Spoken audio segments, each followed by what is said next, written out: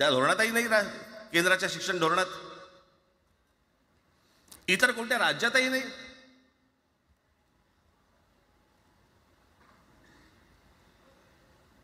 महाराष्ट्रात प्रयोग करून पाहिला तरी दक्षिणेची राज्य तर हिंग लावून विचारत नाही त्यांना.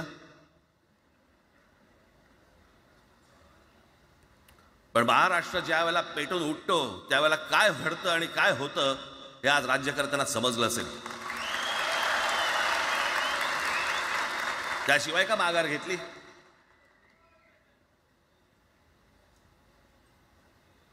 विनाकारण आणलेला विषय होता. मी त्याशी त्या भोसेना सांगितलं, म्हटलं मला सांगा, उत्तर प्रदेश, बिहार, राजस्थान, मध्य प्रदेश कोणती तिसरी भाषा आणणार आहेत? खरं तर आणली पाहिजे.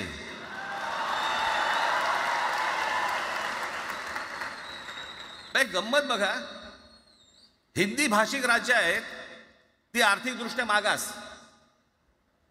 आणि हिंदी न बोलणारी जी राज्य आहेत ती आर्थिकदृष्ट्या प्रगत, आणि वर आम्ही हिंदी शिकायचं. यांना हिंदीतून राज्य नाही सांभाळता आली, यांना राज्यांचा विकास नाही करता आला. जे हिंदी बोलत नाहीत त्या राज्यांमध्ये, हिंदी बोलत असलेल्या राज्यांमधनं नोकरी धंद्यासाठी लोक इकडे येत आहेत आणि हे म्हणतात हिंदी शिका. कोणासाठी शिकायचं? 5वी नंतर काय हिंदी चित्रपट सृष्टीमध्ये जाणार आहे बोलगा? कोणासाठी शिकायचं? हिंदी भाषेबद्दल मला वाईट नाही वाटत. भाषा कोणतीही श्रेष्ठच असते, उत्तमच असते. मग ती मराठी असेल, गुजराती असेल, तामिळ असेल, पंजाबी असेल, बंगाली असेल, हिंदी असेल, अजून कुठचीही असेल. एक भाषा उभी करायला खूप प्रचंड तपश्चर्या लागते, खूप लोकांची मेहनत असते. एक लिपी उभी करायला खूप प्रचंड ताकद लागते.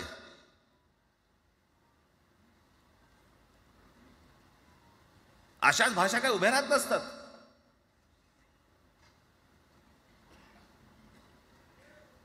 आणि या भाषेचं नवीन कुठून आणलं? त्याशी ते अमित शहा म्हणाले, ज्याला इंग्रजी येतं त्याला पुढे म्हणे लाज वाटेल, म्हणे मला इंग्रजी येतं. अरे तुम्हाला नाही येत?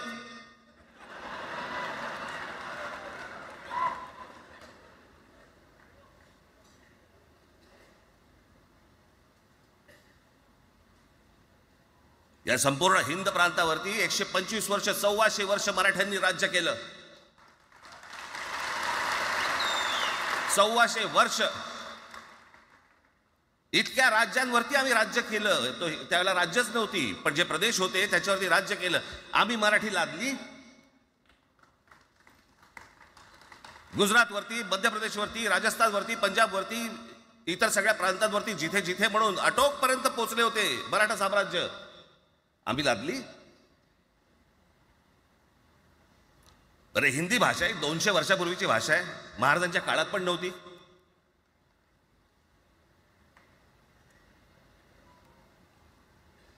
कशासाठी आणि कोणासाठी आणि काय करायचे नेमकं?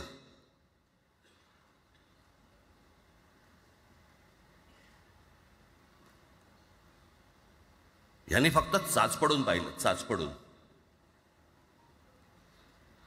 मुंबई स्वतंत्र करता येते का याच्यासाठी अगोदर जरा थोडंसं भाषेला डिवचून बघू. महाराष्ट्र शांत राहिला तर पुढे ते पाऊल टाकू.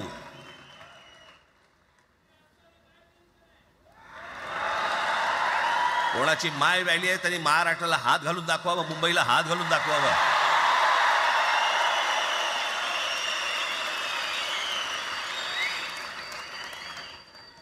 त्या मजाक वाटला काय? आम्ही शांत आहोत याचा अर्थ गांडू नाही आहोत.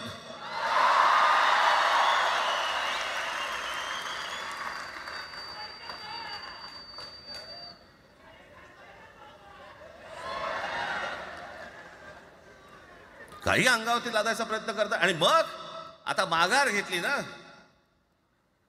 मग माघार घेतली त्याचं काय करायचं? मग वेगळ्या ठिकाणी वळवा सगळं प्रकरण.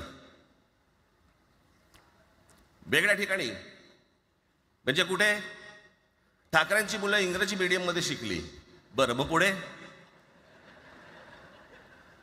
म्हणजे दादा भुसे मराठी मीडियम मध्ये शिकून शिक्षण मंत्री झाले, देवेंद्र फडणवीस इंग्रजी मीडियम मध्ये शिकून मुख्यमंत्री झाले. कुठे काय शिकले ह्याचा काय संबंध?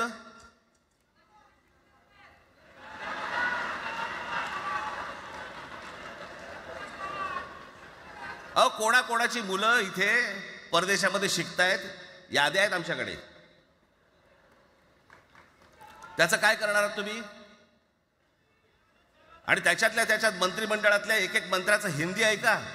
फेफरं येईल, फेफरं.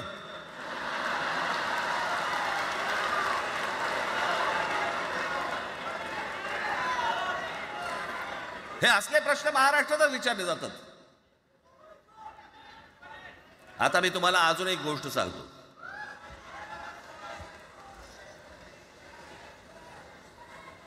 आम्ही मराठी मीडियममध्ये शिकलो, हो शिकलो. आमची मुलं इंग्रजी मीडियममध्ये शिकली, हो शिकली. मग याच्यावरती तुम्ही प्रश्न काय उपस्थित केला? ह्यांना मराठीचा पुळका कसा, हे इंग्रजी मीडियममध्ये टाकतात. बरं,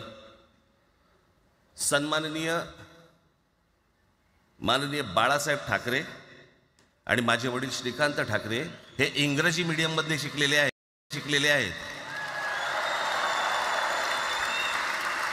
या दोघांवरती तुम्ही मराठीबद्दल शंका घेऊ शकता का?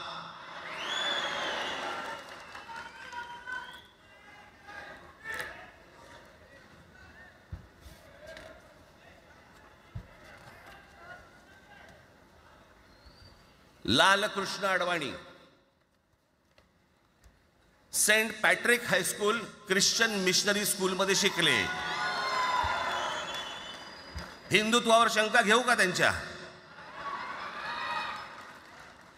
कॉन्व्हेंट स्कूलमध्ये शिकलेले आहेत अडवाणी. दक्षिण भारतामध्ये बघा, तमिळच्या प्रश्नावरती, तेलुगूच्या प्रश्नावरती कडवटपणे समोर येऊन उभे राहतात. कोण विचारते तर ना, तुमची मुलं कुठे शिकली आणि तुम्ही कुठे शिकलात?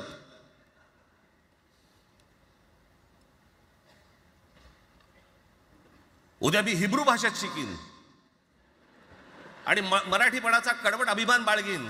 काय प्रॉब्लेम आहे?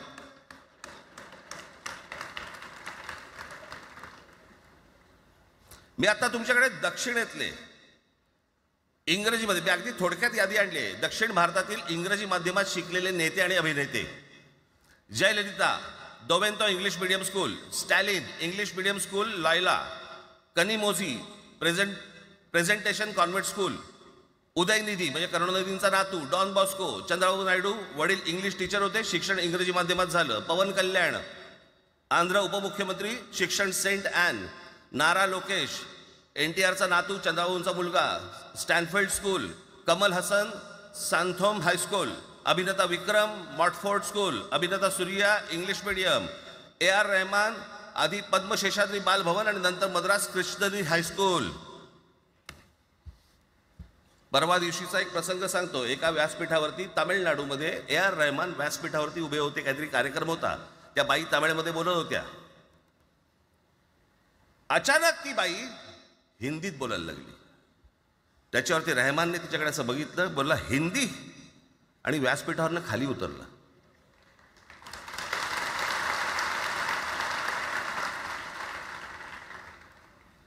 तुमचा कडवटपणा हे तुम्ही शिक्षण कुठे घेतले याच्यावरती नसतो, तो कडवटपणा तुमच्या आतमध्ये असावा लागतो. माननीय बाळासाहेब इंग्रजी मीडियममध्ये शिकले, इंग्रजी वर्तमानपत्रामध्ये व्यंगचित्र काढायचे, पण मराठीचा अभिमान याच्या बाबतीत कधी तडजोड नाही केली.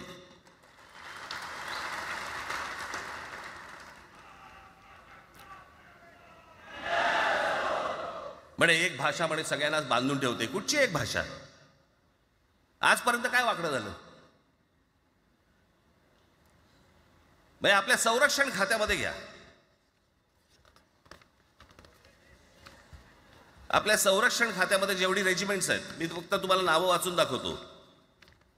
मद्रास रेजिमेंट आहे, राजपुताना रायफल्स आहे, राजपूत रेजिमेंट आहे, डोगरा रेजिमेंट आहे, सीख रेजिमेंट आहे, जाट रेजिमेंट आहे, पॅराशूट रेजिमेंट आहे, पंजाब रेजिमेंट आहे, ग्रेनेडियर्स आहेत, सीख लाईट इन्फंट्री आहे, मराठा लाईट इन्फंट्री आहे, गढवाल रायफल्स आहे, कुमाऊ रेजिमेंट आहे, आसाम रेजिमेंट आहे, बिहार रेजिमेंट आहे, महार रेजिमेंट आहे, जम्मू काश्मीर रायफल्स आहे, जम्मू आणि काश्मीर लाईट इन्फंट्री आहे, नागा रेजिमेंट आहे, गोरखा रायफल्स आहे, गोरखा रायफल्स आहे. त्याच्यानंतर तुमचं लडाख स्काउट्स आहे, अरुणाचल स्काउट्स आहे, सिक्कीम स्काउट्स आहे. इतक्या राज्यांच्या आज आपल्या संरक्षण खात्यामध्ये लोक आहेत आणि इतक्या रेजिमेंट्स आहेत. शत्रू दिसला की एकत्र तुटून पडतात ना. भाषेचा प्रश्न येतो कुठे?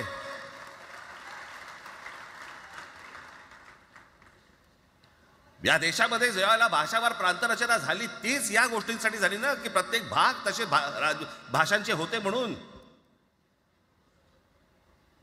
मग या सगळ्या गोष्टी का सुरू केल्यात तुम्ही? कशासाठी सुरू केल्यात? काय याच्या मागचं राजकारण? आत्ता सांगून ठेवतो. आज तुम्ही सगळेजण मराठी म्हणून एकत्र आलात. आज महाराष्ट्रामधला तमाम मराठी आज मराठी म्हणून एकत्र आला. टाळ्या वाजू नका. मी काय सांगतोय नीट ऐका. याचा पुढचं राजकारण ह्यांचं पुन्हा तुम्हाला जातीमध्ये विभागायला सुरुवात करतील. पुन्हा हे जातीचं कार्ड खेळायला सुरुवात करणार. मराठी म्हणून तुम्हाला कधी एकत्र येऊ देणार नाहीत. हे जातीपातीमध्ये विभागायला सुरुवात करतील. आता हे सुरू केलं. काल कोणीतरी ते व्यापाऱ्याच्या कानफडीत मारली मीरा भाईंदरला. त्याच्या काय इथे लिहिलं होतं काय गुजराती?